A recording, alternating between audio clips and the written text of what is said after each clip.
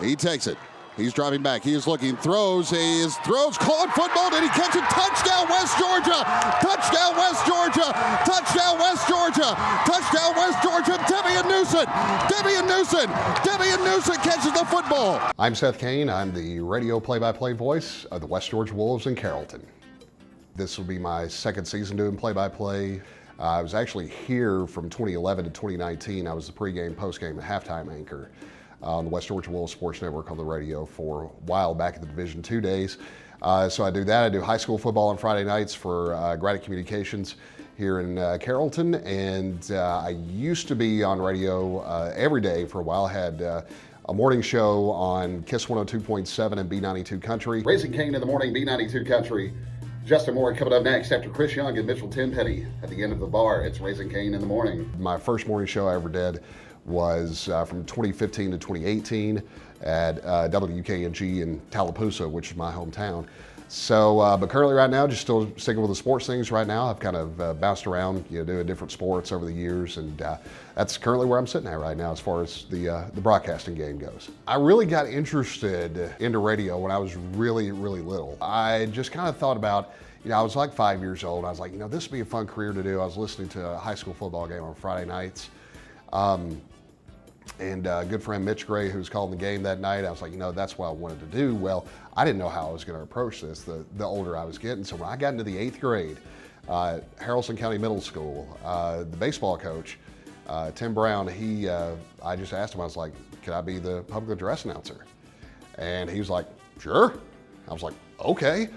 So he trusted an 8th grader to do that. And that's how I got my start in that. Because I tried out for baseball, and there was not an athletic bone in my body. So I was like, what? I want to still be involved in sports in some form or fashion. So it was like God was saying, sorry, you don't have the I did not give you the gift of athleticism, but go use your voice. I started in the 8th grade, and that was 2005, and I've been doing it ever since as far as the public address announcing goes. So I've been doing that for over 20 years. And radio didn't come until probably about 2 or 3 years after that, probably about a year after that or so. Do you remember the first game you called for that? When he's like, hey, you can do it. Do you remember what it felt like doing that first time? So the first time, gosh, this has been 20 years ago now. So it's going to be kind of hard to remember. I know I was nervous because I had everything going on in my head of what I wanted to say, and how sometimes what's ever in your head, your mouth is usually not going to kind of coincide. I'm pretty sure that's what happened. So, I knew I was rusty. I knew I was terrible at it.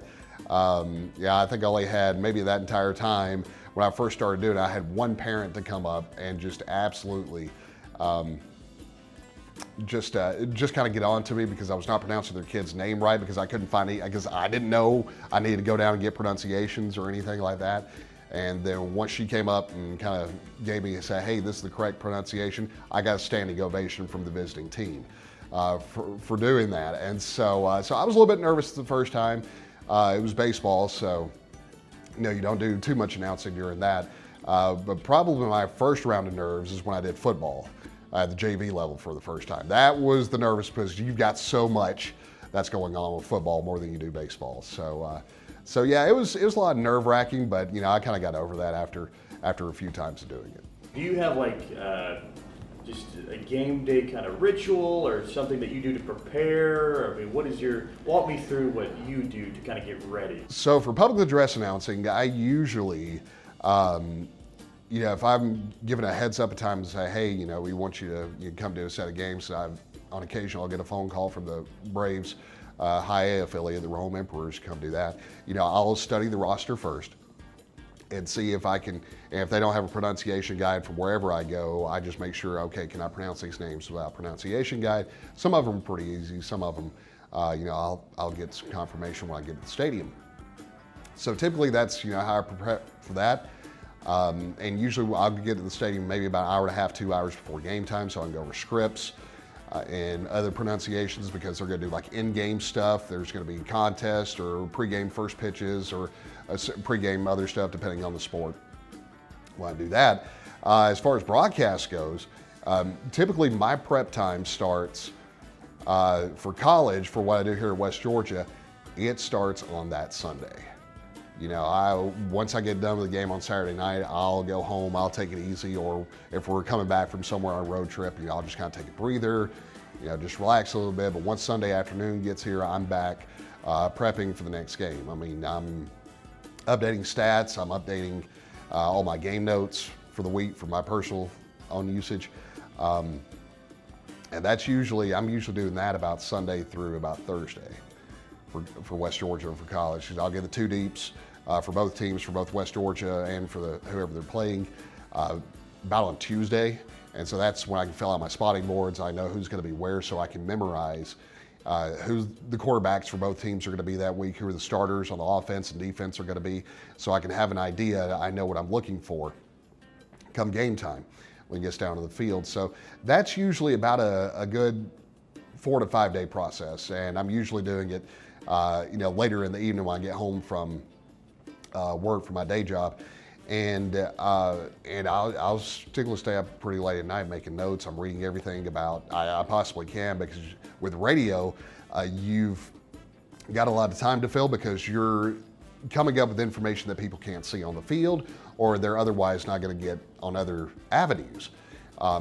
Because that's one of the great things about radio and doing it for one team. You're going to have information, or you're going to have tidbits that you wouldn't hear on maybe like a national broadcast or stuff like that. So I try to read as much as I can about it and try to cram so much in. It's sometimes for me it's like cramming for a test the night before almost, but I spread it out a little bit longer, and I try to usually after the spring gets here, all the spring games are over with, and then once media days comes up in July, that's why I usually really start my prep work, so I can have everything ready to go, and if I need to add to it, I can add to it over the course of the season. Gotcha. Growing up, or even right now, is there somebody you look up to that does the same thing you do, that you're like, man, you got a lot of notes from them, maybe a mentor, or just somebody you kind of admire? Yeah, several. One of them being the gentleman that held this position for, I think it was nearly 40 years.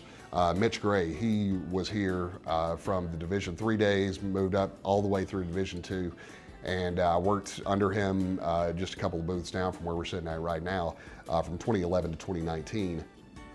I learned a lot from him, and we worked close together. I grew up with him and his kid, or grew up with his kids, because we're all from the same town in Tallapoosa and Haralson County.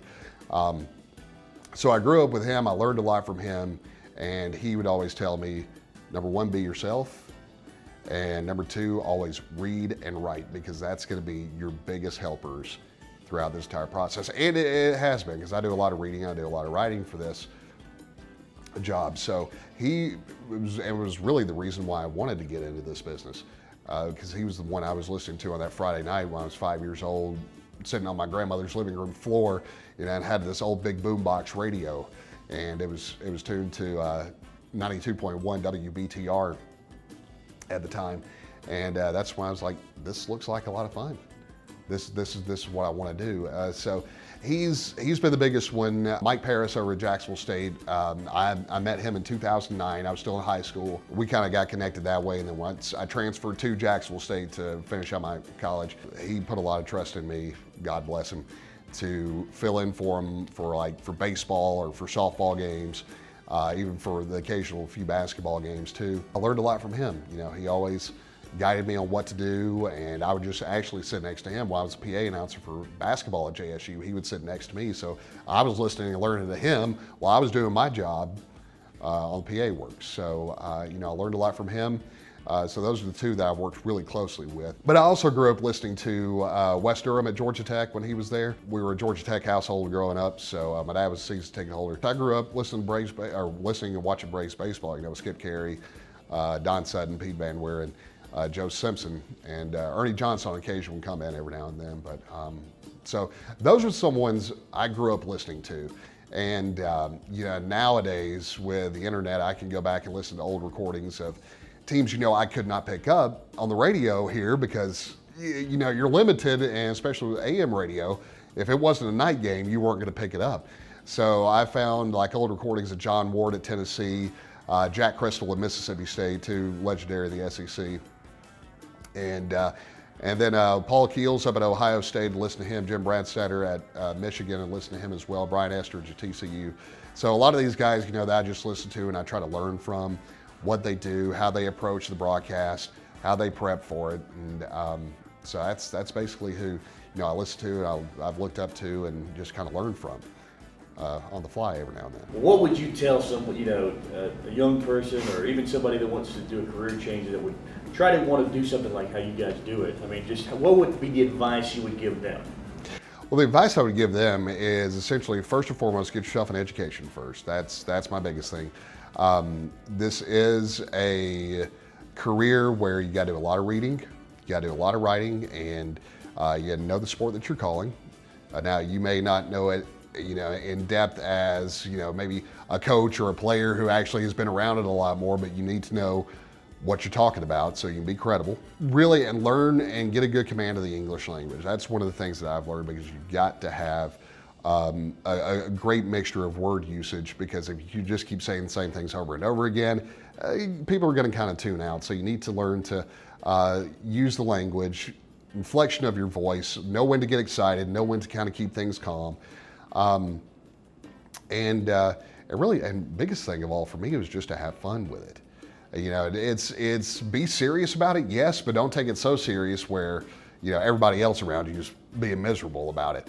You don't want that to happen. So first and foremost, get your education first, but read anything and everything you can, not just about sports, because I've found some great usage in reading, like fiction, nonfiction. I'm a big history guy. So I read a lot of history books, and it's always good to do that, especially if you're traveling to places. And it's places like you've never been before. You can give like tidbits of history on where you are, and and geography too. No, I mean, especially know your geography where you are. And so just to do all those it's like small stuff, really. But the more you read, the more you write, the better you are going to be. And of course, practice all the time. A lot of will tell you that just always get those reps in, even at the off season. With the great thing of the internet nowadays, you can pull up YouTube videos of old football games, and you can get practice that, or do that with baseball or basketball, just to get those reps in. And sometimes you're gonna have to talk to yourself, which is what I do quite frequently, and people kind of catch me on it. They're like, "Seth, are you okay?" I said, "Yeah, I'm just practicing."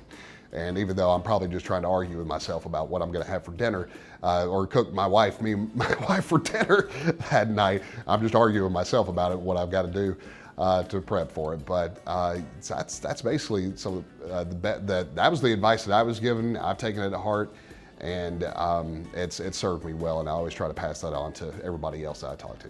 Gotcha. So out of all the sports that you've done, which one is the most challenging? I would say the most challenging would be baseball, because you've got so much time you got to fill between pitches. So that's when you've got to have all the game notes. That's when it's good to go talk with the coaches and some of the players, so you can have tidbits of information to fill between times on certain players.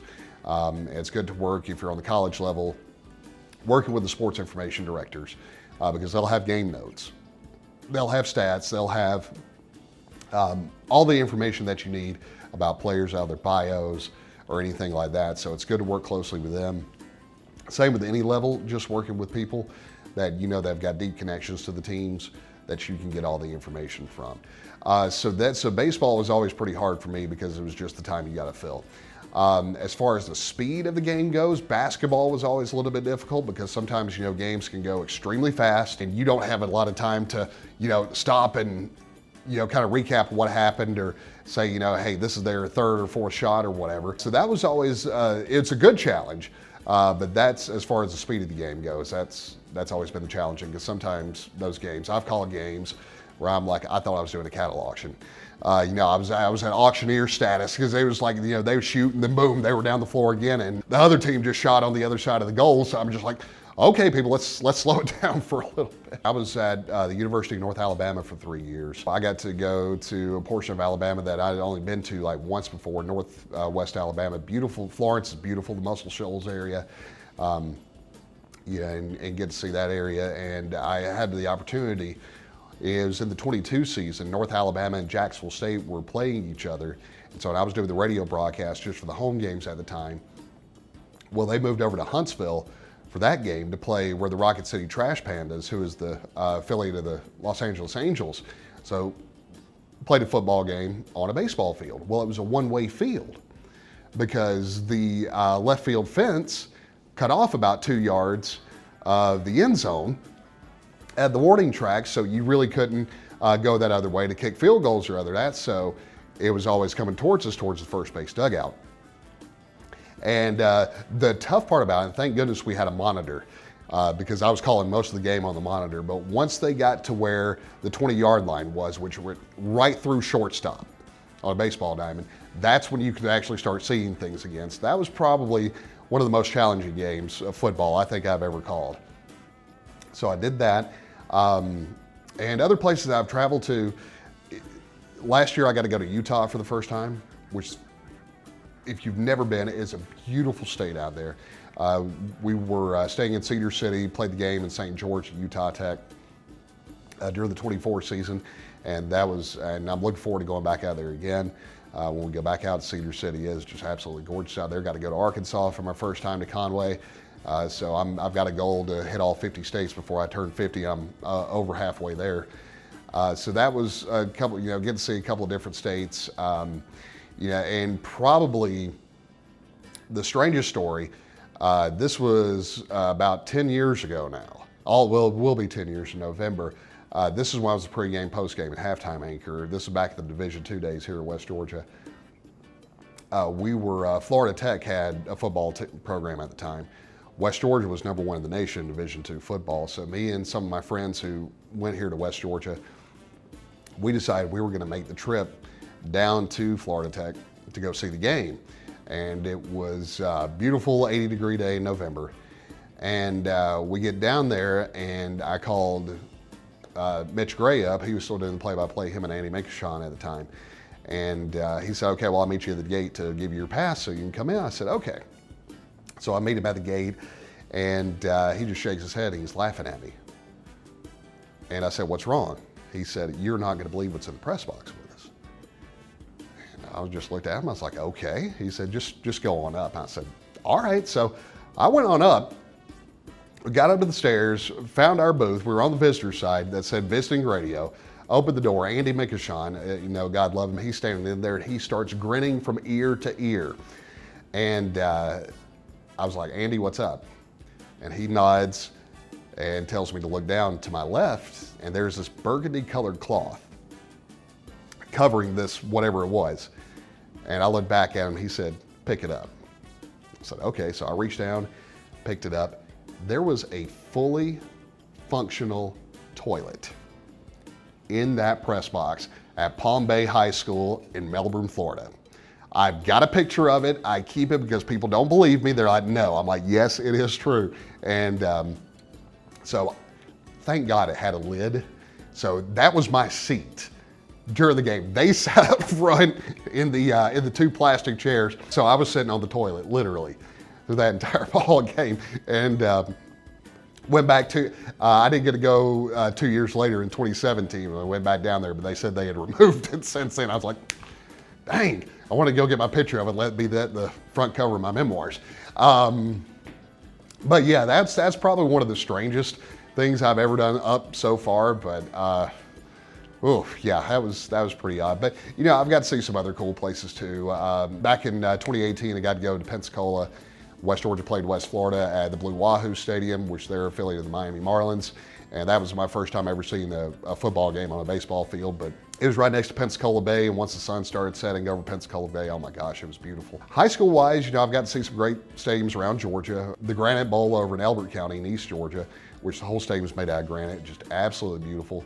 And some of the, you get to see some of these other great smaller towns in Georgia, and where, really high school football lives, and it's great to get that small town feel. Mitch Gray, so he used to be play-by-play. He did. So what did that mean to you, like when you first got that position, and after all those years of spending time with Mitch, like what did that mean to you? Well, it meant a great deal because he was highly respected and very well known in this area, and unfortunately he had a stroke that had sidelined him from doing this job, unfortunately, and we're still hoping and praying because if good Lord willing, if he does get able to come back and do this again, I will gladly step away and let him take back over again. It really meant a lot to be asked to come back and to take that role, and it's something I do not take lightly, which he didn't either. He was going to be professional in his broadcast, and and I'm hoping I'm living up to that, living up to his professionalism as well. But when I